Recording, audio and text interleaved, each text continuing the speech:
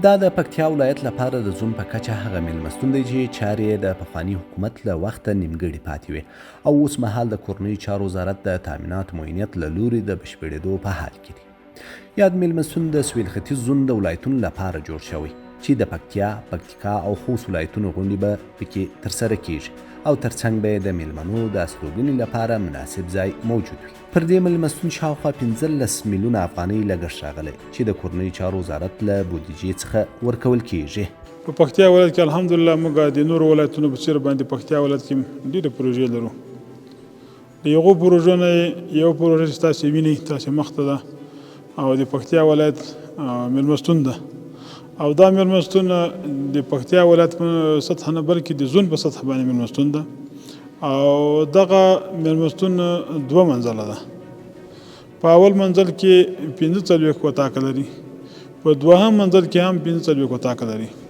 له هغو سره په څنګ کې یو لوی د سالون دپاره یو غټ هال لري او 2 اشپزخانې لري او د دې کارونه څه د جمهوریت په وخت کې سوي او کوم کارونه چې پاتې هغه الحمدلله امارت په وخت کې روان سو. اوس کوم شرکتي څه ورکړل سوي هغه معیاري کارونه روان کړي او کار یې مخته روان د جریان لري.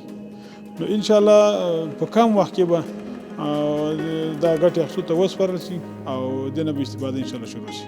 بلخوا د پکتیا ولایت مسؤلین وایي د یاد میلمستون چارې په چټکۍ سره روان دي او ډیر ژر به د ګټې اخیستنې ته وسپارل شي چې له دې سره به د سویل ختیځ زون د ولایتونو ګڼې ستونزې هوارې شي.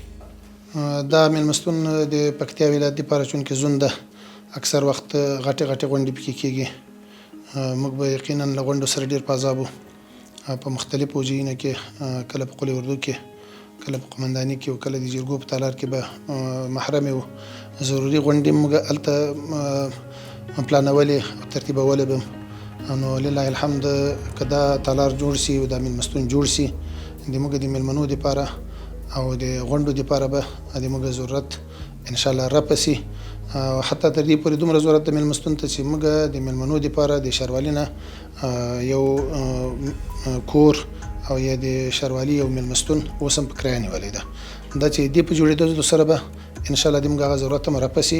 د پکتیا مرستیال والي زیاتوي که څه هم د میلمستون ډیری چارې پر مخ تللي دي خو د سړې هوا له امله دا مهال کارونه یو څه ورو شوي دي. دا چې پکتیا ولایت دپاره یو میلمستون منظور شوی ده چې بعضې کارونه د جمهوریت په وخت کې سرته رسېدلي وو. 2 منزله ده تقریبا په تعداد د 90 اتاقونو باندې اتاقونه لري او 2 یو غټ د جرګو او د غونډو دپاره تالار لري او یو د میلمستون په دپاره چې کار ترې اخیستل کېږي یو غټ تالار لري.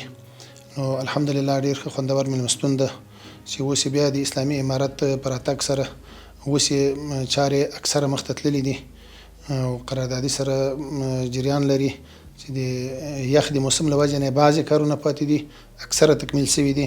بعضې کارونه څنګه چې یخ ختم شي هغه به انشاءالله تعالی سرته رسیږي او ګټې اخیستنې ته به سپارل کېږي. د کورنیو چارو وزارت د تعمیراتو ریاست زیاتوي د ټولو پروژو بشپړ نظارت کوي او هڅه کوي چې پیل شوي پروژې د قراردادي شرکتونو له لوري پر وخت بشپړې او ګټې اخیستنې ته وسپارل شي. الحمدلله موږ دلته انجنیران لرو، مسلکي انجنیران. هغه له دې نه وخت په وخت نظارت کوي او هغه د شرکتي چې کوم دغه خپل شرکت ولا خپل انجنیران لري. نو هغه د تعمیرات د ریاست انجنیران او د شرکت انجنیران په ګډه باندې کارونه یې نږدې نه ګوري، تعقیبوي او کوم ځای کې چې مشکل هغه بیا شرکتي ته هدایت کوي او کارونه یې مخته ځي.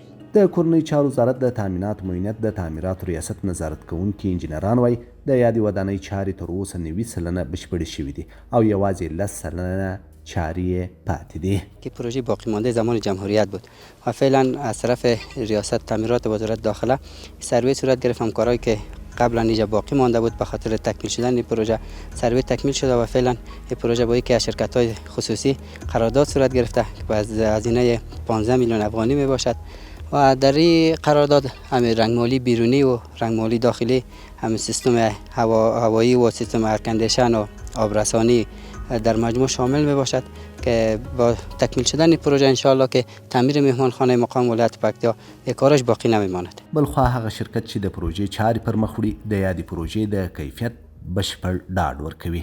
دغه این پروژه را دیگه شرکت ما گرفته دیگه 100% به حساب تضمین و ضمانت در کارایش، در هر اموراتش، در رنگش، در برقش، در هر چیز 100% تضمین داره. از طرف شرکت ما انشالله کدام خللی وارد نمیشه. یاد میلمستون په دوو پوړونو کې جوړ شوی او نوي خونې لري چې دا مهال پکې د برېښنا او رنګمالۍ چارې روانې دي.